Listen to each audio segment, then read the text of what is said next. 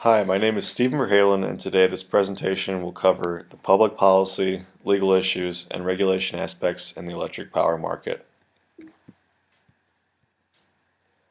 Before we begin, here is a quick outline of this presentation. First, we will do a quick overview of why public policy, legal issues, and regulation play an important role in society, and then we will discuss the pros and cons for both regulation and deregulation. Public policies created by the government can provide incentives for anyone interested in investing in the electric market. One example of a public policy is to offer tax breaks or cash incentives to investors who choose to use renewable sources of energy that do not have carbon emissions. Car owners who drive electric-powered cars can receive tax credit from the government. This could certainly draw more people's interest in purchasing an electric-powered vehicle as opposed to a gas-powered vehicle. But what about car manufacturing companies that only create gas-powered vehicles? If the incentives become enticing enough, many car owners may eventually give up on owning a gas car and switch to electric. This could create economic issues for gas-powered vehicle manufacturers. However, the main goal of these incentives is not to put gas car manufacturers out of business, but to promote a cleaner environment for the future of our planet. From an investor's perspective, this could draw interest in investing in electric car manufacturing companies. In the United States, our government is divided into three branches of power: legislative, executive, and judicial. The legislative branch is designed to create laws. With respect to the electric market, the legislative branch creates laws that regulate the electric industry. Such laws include the Public Utility Regulatory Policies Act, the Federal Power Act of 1935, and the Public Utility Holding Company Act, just to name a few. The goal of this branch is to create laws that will prevent catastrophes or other unwanted events before they happen. The second branch of the U.S. government is the executive branch. This branch enforces the laws. Such divisions of the executive branch that enforce regulations include the U.S. Department of Energy, the Environmental Protection Agency, and the North American Electric Reliability Corporation, or better known as NERC. These departments can investigate electric utilities to determine whether or not they have broken any regulation laws. Finally, the judicial branch is in charge of interpreting laws. The judicial branch will determine whether or not a utility company will be punished for breaking any regulation laws.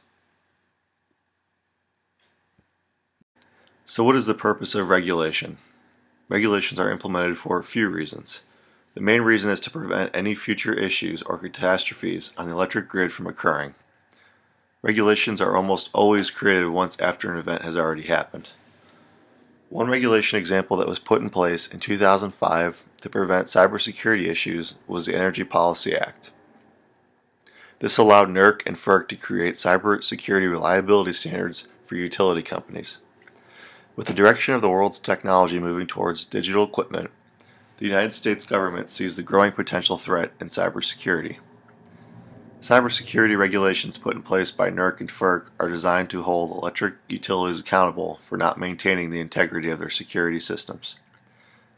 The ultimate goal of this type of regulation is to protect the power grid. The government understands how critical electricity is in order for the economy to function and grow properly. Regulations are also created to protect investors, customers, and the environment. Regulations can protect investors in some countries by, again, allowing tax breaks to those who are interested in investing in electric cars. Regulations protect customers from monopolies by placing a cap or price ceiling on the cost of electricity. This is important in order to ensure that everyone can pay a fair price for electricity, especially considering how necessary electricity is in modern times. Finally, regulations can help protect the environment. The Environmental Protection Agency has placed regulations on how to properly dispose of PCB oil from transformers and also coal ash produced by generation plants. Before these regulations existed, utility companies were dumping these products wherever it was convenient without knowing the potential risks to the environment. As our knowledge becomes more advanced on these chemical byproducts, the EPA has created laws to protect our environment from this waste. Now we will discuss the pros of regulation. As mentioned earlier, regulation can be beneficial for a few reasons. One reason is that it boosts reliability.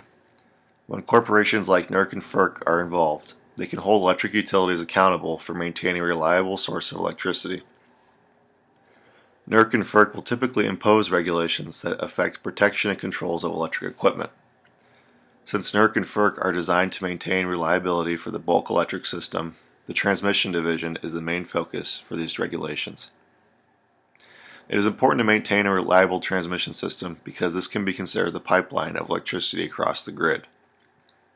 Generation is not as important to maintain as transmission because generators can supply power across the country. Another benefit of regulation is the control over monopolies. Regulations can put a price on monopolies that try to overcharge customers for electricity. Regulations does have its drawbacks as well. Let's take a look. The main issue with regulation is that it can prevent economic growth.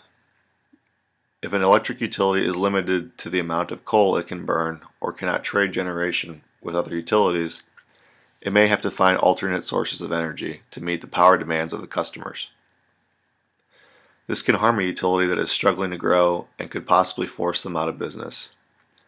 The regulations put in by NERC and FERC can also produce a lot of barriers for utilities. Being a protection and controls engineer at an electric utility, I have personally seen the extra amount of effort our company has to go through in order to meet the NERC-CIP regulations. Companies have to hire more people to specifically focus on regulations and maintain the relay setting databases. There are also departments with this electric utility that are dedicated to handling the cybersecurity requirements imposed by NERC. Deregulation is also common to see in some countries. Let's take a look at the benefits. When a country becomes well developed, most governments will typically allow the electric utility to govern itself up to a certain extent. In a vertically integrated system, one utility owns the generation, transmission, and distribution. However, this prevents any other electric utilities from selling or buying generation from another utility. Without trading in an open market, customers must settle for the price of electricity without choosing a provider. However, deregulation can restructure the vertically integrated system so that customers and utilities have more choices in who they want to buy power from. This increases competition, which allows for better prices for both the customer and the utilities. Now let's take a look at some of the drawbacks from deregulation. Deregulation can affect the smaller customers that live in rural areas. Companies are sometimes focused on making money from large customers that they will not consider supplying electricity to small customers that live very far away from urban or suburban areas. That being said, a farm owner that lives far away from a densely populated area may not have many options to buy electricity. Deregulation can also affect other utility companies that cannot compete in the market. If deregulation occurs and a utility company is struggling to compete with prices offered by other companies, it could potentially put them out of business.